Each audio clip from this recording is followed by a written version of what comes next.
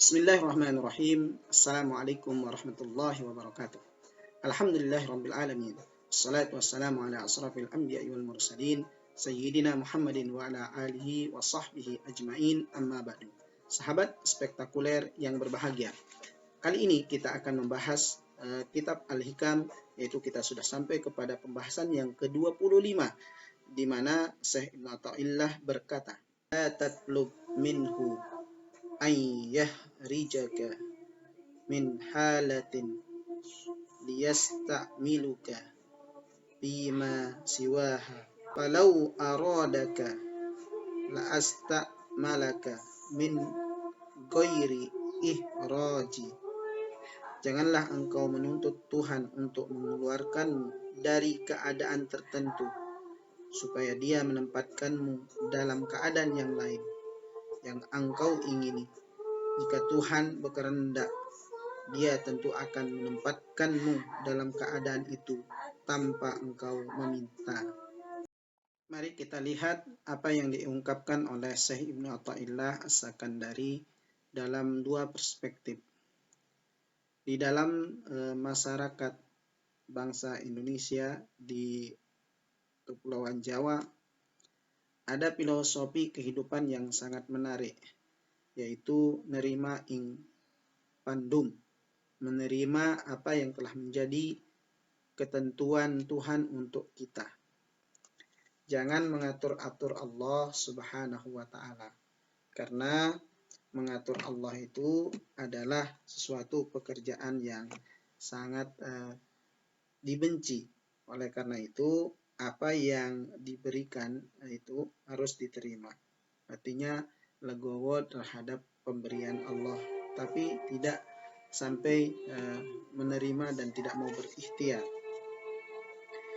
Jadi jangan mengatur Allah supaya memenuhi kehendakmu, sebab apa yang engkau alami saat itu adalah resulante atau karma, hasil dari apa yang engkau kerjakan selama puluhan tahun.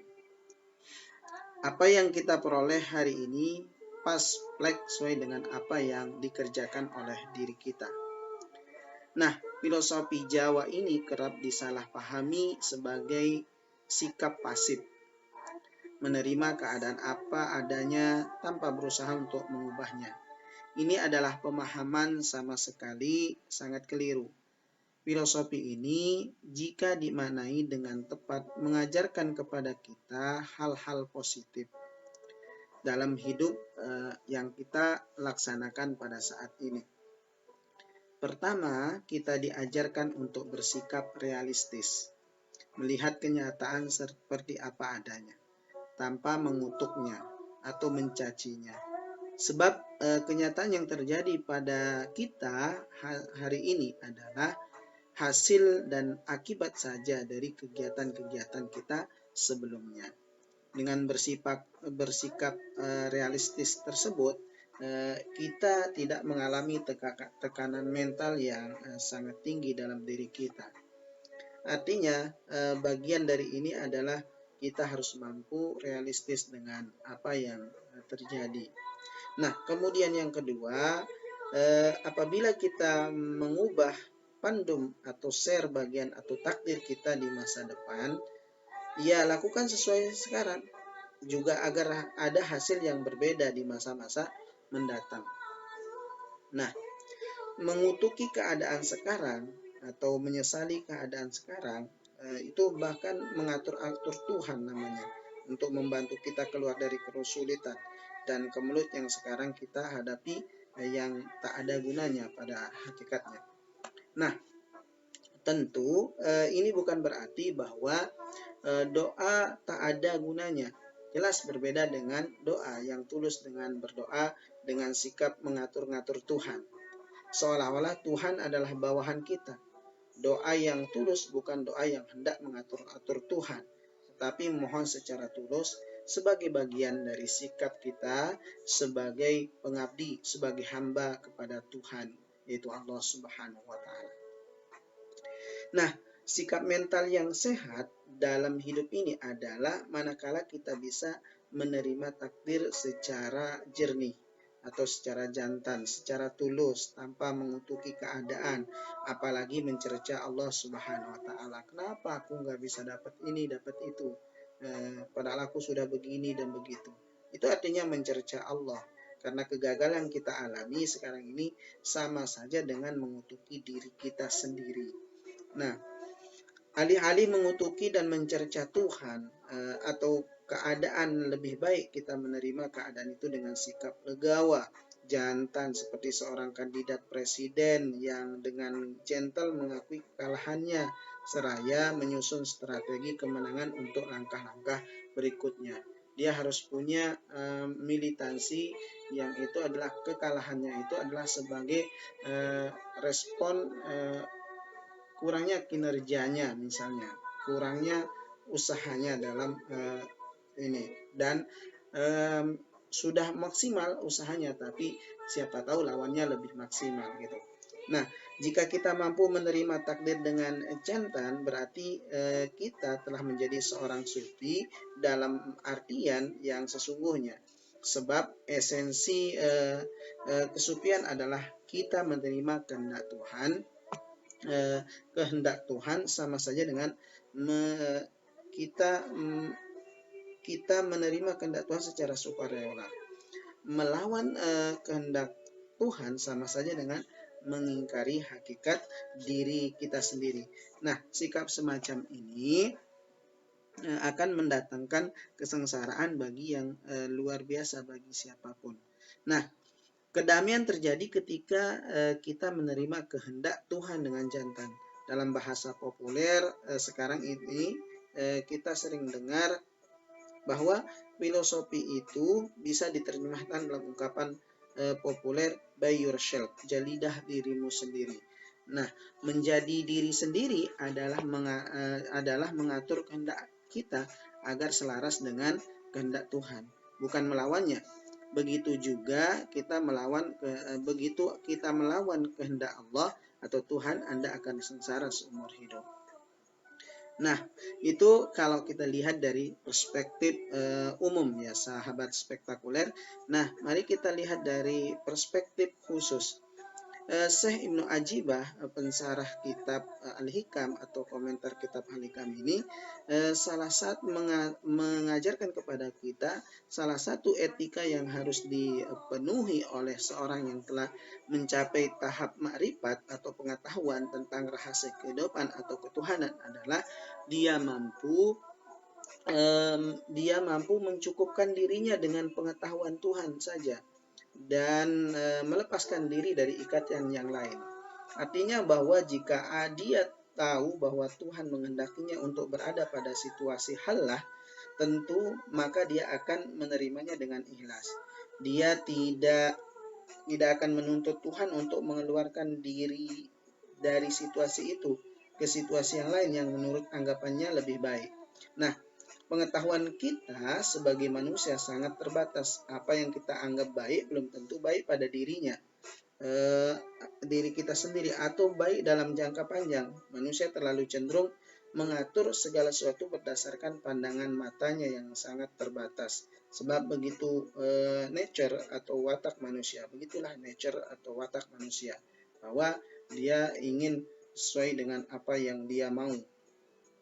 Nah, salah satu pengertian yang pernah diberikan oleh Allah kepada Nabi Daud adalah sebagai berikut, bahwa Tuhan berkata kepada Nabi Daud, "Wahai Daud, engkau kehendaki sesuatu, tapi aku juga menghendaki sesuatu. Tidak ada sesuatu yang terjadi kecuali sesuai dengan apa yang aku kehendaki. Jika segala sesuatu engkau serahkan sesuai dengan kehendakku, engkau akan mencapai apa yang engkau kehendaki. Jika engkau membandel dan tak mau menyerahkan diri sesuai dengan kehendakku, engkau akan membuat dirimu sendiri sengsara, sementara segala sesuatu pada akhirnya akan terjadi sesuai dengan kehendakku." Dengan kata lain, jika kita melawan kehendak Allah, kita akan sengsara sendiri. Kehendak Tuhan tetap akan berlangsung, baik Anda suka atau tidak. Nah, lalu apa yang bisa kita ambil dari pencerahan yang dilakukan oleh Syekh Ibnu Athaillah ini dalam perspektif umum dan khusus adalah ada satu hal penting yang patut kita pelajari dengan seksama, Di sini kita harus mampu menyesuaikan kehendak kita dengan kehendak Tuhan. Begitu juga kita mencoba membandel dan melawan kehendak Tuhan, kita akan sengsara sendiri. Kita akan mengalami penderitaan batin. Kenapa? Karena kita adalah orang yang tidak bersyukur jatuhnya nanti. Jika kehendak Tuhan menuntut Anda menjadi seorang pengusaha, maka ikutlah kehendaknya itu, ikutlah takdirmu dengan sukarela. Kalau jadi guru, jadilah guru yang baik. Kalau jadi dosen, jadilah dosen yang baik. Dan sungguh-sungguh, jangan kita membanggang dengan mencoba menjadi diri yang lain. Misalnya dengan ngotot menjadi seorang pengarang, menjadi dosen, birokrat, atau rohaniawan, bahkan menjadi penceramah terkenal. Ya, itu ada prosesnya. Sebaliknya, jika hendak Tuhan menempatkan kita pada kedudukan sebagai seorang intelektual atau rohaniawan atau peneliti, jangan ingkari kehendak itu dan jangan menjalani hal-hal lain sesuai dengan diri kita itu. Nah, kebahagiaan kita hanya bisa kita capai jika kita mengikuti kehendak Tuhan. Artinya ketika kita menjadi diri kita sendiri, bukan menjadi diri orang lain. Nah, di samping itu, sumber kebahagiaan dalam hidup ini antara lain berasal dari sikap mau menerima takdir dengan pasrah, tetapi ini bukan pasrah pasif, tapi pasrah realistis. Maksudnya adalah pasrah dalam pasrah alam pengertian kita mengalami apa yang kita alami sekarang ini sebagai hasil dan akibat dari pekerjaan-pekerjaan yang kita lakukan sebelumnya. Kemudian yang selanjutnya adalah bagaimana kita menerima takdir itu. Kita maknai dengan ungkapan populer by yourself. Jadilah diri kita sendiri. Jika Allah menempatkan kita, menakdirkan sebagai seorang atlet, jalanilah takdir dengan sungguh-sungguh. Jangan mengeluh, jangan iri pada takdir posisi orang lain. Belum tentu kalau kita ada ditakdirkan menjadi seorang atlet akan bahagia. Jika kita menjadi diri yang lain, misalnya menjadi pengusaha, walaupun di permukaan menjadi pengusaha tanpa enak, orang akan tenang, bahagia, dan tidak resah jika dia bisa berdamai dengan dirinya sendiri. Nah, tanda bahwa kita bisa berdamai dengan diri sendiri adalah manakala kita bisa menerima takdir Tuhan untuk kita. Nah, kemudian selanjutnya adalah bagian dari kehidupan ini adalah tidak ada yang bisa mengetahui takdir Tuhan untuk diri kita kecuali diri kita sendiri. Kita akan tahu takdir Tuhan setelah mengalami kehidupan kita sendiri, mencoba sejumlah hal, coba gagal, sampai pada akhirnya kita paham takdir itu yang kita jalani itu tidak bisa berubah karena memang itu adalah kehendak Tuhan untuk kita mengerjakan itu. Ilmu yang ditawarkan kepada kita ini, yang disampaikan oleh Dato' Indah ini, sejatinya adalah ngelmu urip, the science of life, ilmu kehidupan, ilmu rasa. Kita bisa memahami ungkapan-ungkapan Syekh Nurul ini setelah kita menjalani kehidupan itu dan bagaimana kita merasakannya. Semoga kita diberikan pengetahuan, pemahaman mengenai takdir kita masing-masing dan mampu menjalani tugas kita dengan tulus, ikhlas, dan jantan dan elegan dalam menerimanya, sehingga kita tidak terpengaruh oleh hal-hal yang tidak ada manfaatnya untuk kehidupan kita. Terima kasih, salam spektakuler. Assalamualaikum warahmatullahi wabarakatuh.